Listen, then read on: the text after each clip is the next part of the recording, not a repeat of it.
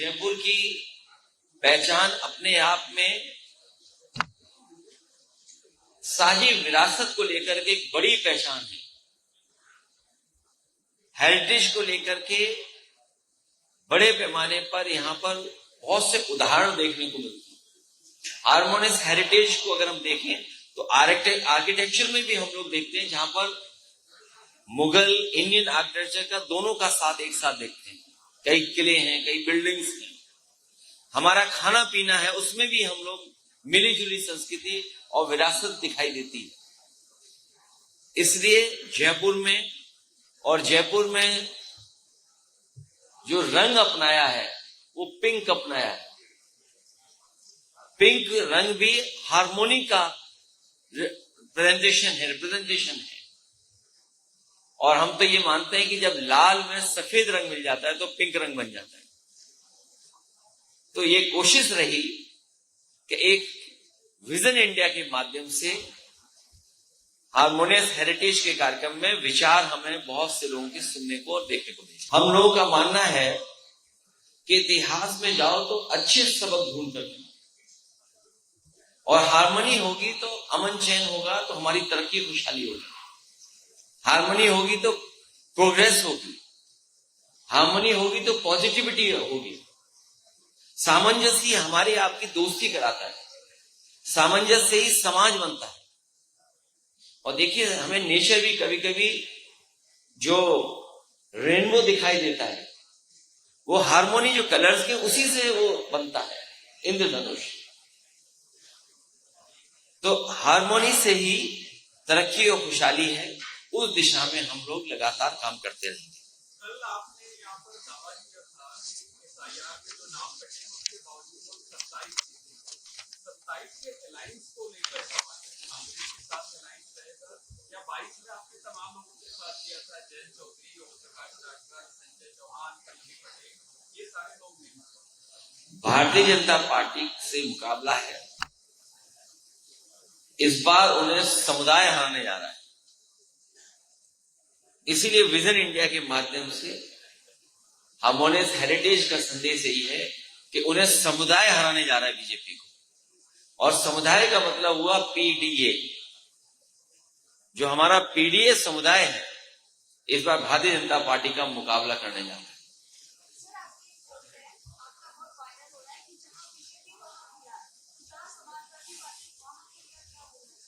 वहां खुशहाली, वहां भाईचारा, वहां विकास, वहां बराबरी, वहां एक दूसरे का सम्मान और एक दूसरे के प्रति सामंजस्य।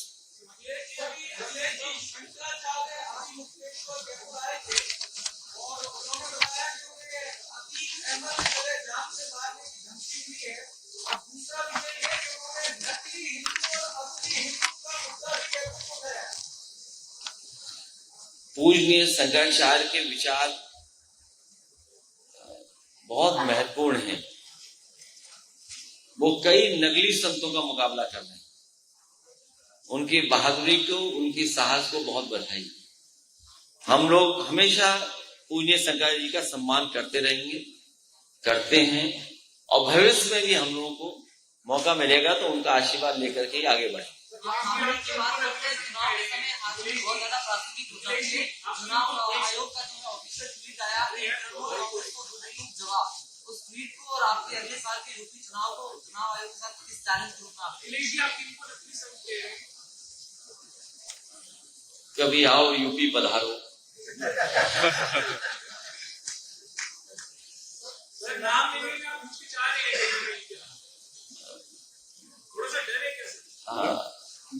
समाजवादी पार्टी और हम तो डरते तो नहीं है। कभी सच दिखा दोगे आप तो दिक्कत हो जाएगी किसी और। एक है नकली संत जो दूसरों का सर्टिफिकेट मांग रहे थे, उनके पास अपना ही सर्टिफिकेट नहीं। और दावा तो वो ये करते हैं कि रात के 3 साढ़े 3 बजे सुबह के उठ जाते हैं। रात तो नहीं कहूंगा मैं, वो 3:30 बजे उठ जाते हैं। लेकिन जब उन्हें योगा करने का मौका मिला तो वो योगा में डगमगा रहे थे। अभी नहीं पहचाने। अभी वो जापान गए थे कुछ दिन पहले, तो जैसे ही वहां की बुलेट ट्रेन 500 किलोमीटर की रफ्तार से ऊपर हुई, वो ताली बजाने लगे। और फिर वो रफ्तार को दिखाने की जो डिजिट थी, उसमें भूल गए कि वो उंगली कौन सी उठानी है। और कभी उन्हें क्रिकेट खेलते हुए देखना, 3 टप्पे के बाद भी वो बल्ला घुमा रहे हैं हवा में। और कभी उन्हें बास्केटबॉल डालते हुए देखोगे तो पाओगे कि वो बुलडोजर से चढ़ करके आएंगे तो अपने आप बास्केट डाल देंगे।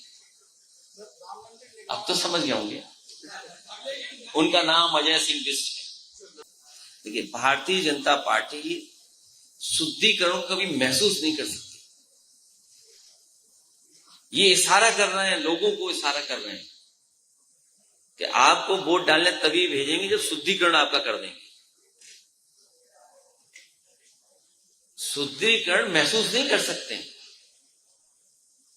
और जो वोट कटवाने का तरीका अपनाया उन्होंने, उसके लिए तो सरकार को ही शुद्धिकरण करना पड़ेगा। तो सरकार का शुद्धिकरण का मतलब हुआ सरकार को जाना ही पड़ेगा।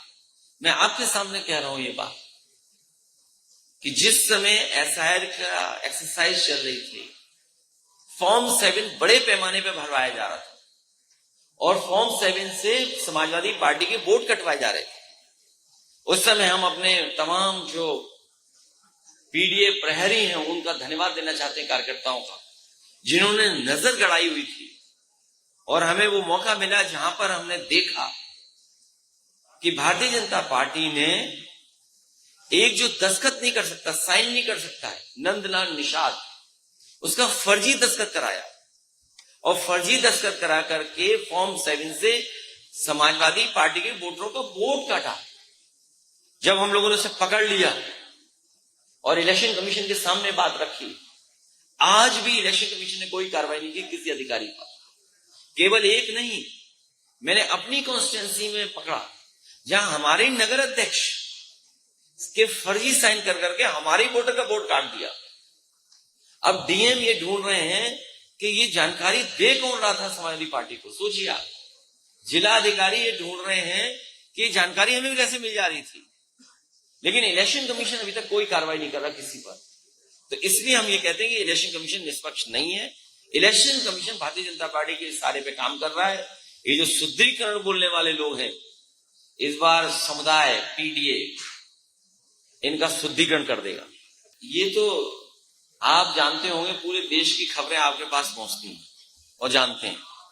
वैसे तो बीजेपी हर प्रदेश में हर विपक्ष को परेशान कर रहा है।